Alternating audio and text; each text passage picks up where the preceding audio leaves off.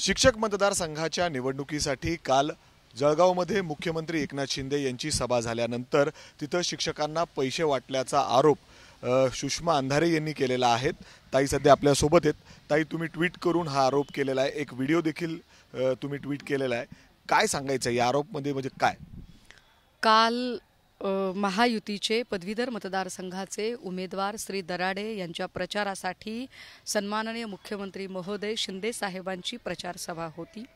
या प्रचार सभेला गुलाब पाटलांचं नियोजन होतं। आदित्य लॉन्सवर ही सभा पार पडली। सभेनंतर याच सभेच्या त्या लॉन्सच्या त्या पंडालमध्येच आलेल्या शिक्षकांना, शिक्षकेतर कर्मचाऱ्यांना पैसे वाटण्याचा कार्यक्रम जाहीर झाला। या व्हिडिओमध्ये स्पष्टपणे कनिष्ठ महाविद्यालयाचे प्राध्यापक जे गणवेशात आहेत आणि जे पैसे घेत आहेत ते स्पष्टपणे चेहरे दिसत आहेत। पैसे देणारे लोक हे शिंदे गटाचे पदाधिकारी आहेत। पदाधिकाऱ्यांचा आणि त्या शिक्षकांचा काय आर्थिक व्यवहार होता, कुठल्या आर्थिक व्यवहारासाठी पैसे दिले घेतले बोललो पाहिजे, स्पष्टीकरण दिलं पाहिजे। याच सभेमध्ये गुलाब पाटील जाहीरपणे सांगत होते की दराडेंच्या मतासाठी आम्ही दरोडे टाकायला सुद्धा मागे पुढे बघणार नाहीत। हे दरोडा टाकणं म्हणजे काय? लोकशाही दरोडा टाकण्याची भाषा कुठून आली? जर आपण गुलाबराव पाटलांना बघितलं, त्यांनी थेट सांगितलं की सुषमाताईंना दुसरं काही कामच राहिलं नाही आता। होय, मला भरपूर कामं आहेत आणि माझी कामं ही ऑक्टोबरला सत्तांतरानंतर अगदी यादी काढून घेतलेली आहे मी आणि त्या यादीनुसार त्या कामांचा मी क्रम अजून चांगला लावणार आहे।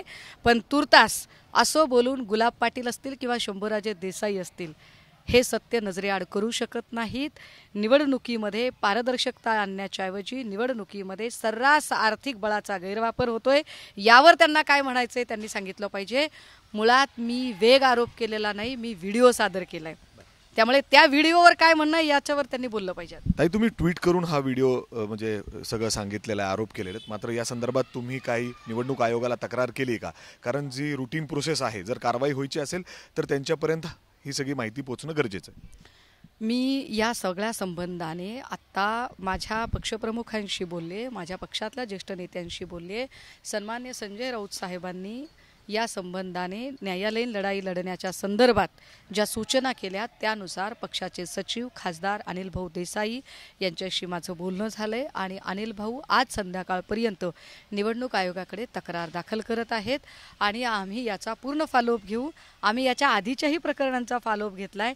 बीडमध्ये झालेलं बूथ कॅप्चरिंग असेल किंवा पैसे वाटप असेल किंवा इकडे मीनाक्षी शिंदे नावाच्या महिलेने ठाण्यात केलेलं पैशांचं वाटप असेल, या सगळ्या तक्रारी दाखल केलेल्या आहेत। वारंवार त्याचा फॉलोअप घेणं चालू आहे।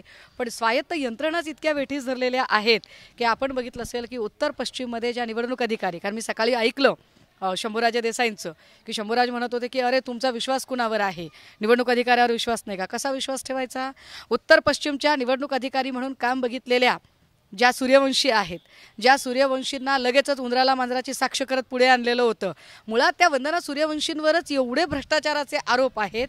त्यांनी स्वतः कोट्यावधीचा सरकारचा कर बुडवल्याचा आरोप आहे आणि अशा लोकांकडून आम्ही काय प्रामाणिकपणाची अपेक्षा करायची? पण तरीसुद्धा कायद्याची प्रक्रिया म्हणून, एक प्रक्रियेचा भाग म्हणून आम्ही याची रीतसर तक्रार आज दाखल करत आहोत।